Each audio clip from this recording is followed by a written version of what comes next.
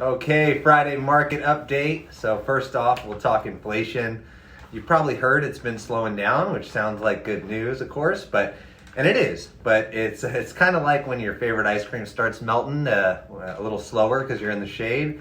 It's still melting. It's just not melting as fast. And similarly, prices are still up, but they're not climbing as quickly as before.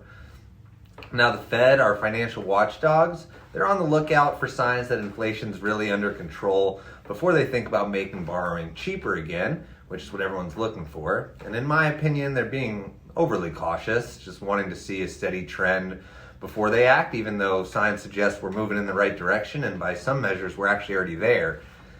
On the global stage, Japan's thinking about tightening its purse strings, which could, have ripple effects worldwide.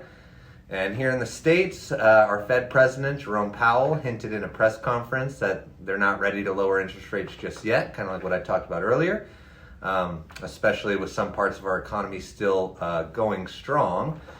But here's a fun fact. Buying a home and holding on to it for more than a decade has almost always paid off, every time except 1942, actually.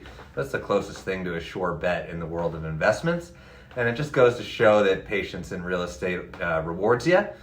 But for the housing market, it's looking pretty good for homeowners. Home values are appreciating nicely and giving people a nice cushion of equity.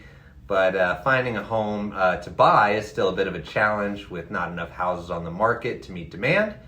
And as for mortgages, the rates we all are paying attention to are dancing to the tune of the Fed's rate cut expectations. And with the economy showing signs of strength, even if they're false signs, the dream of lower rates in March is fading, and all eyes are now on May.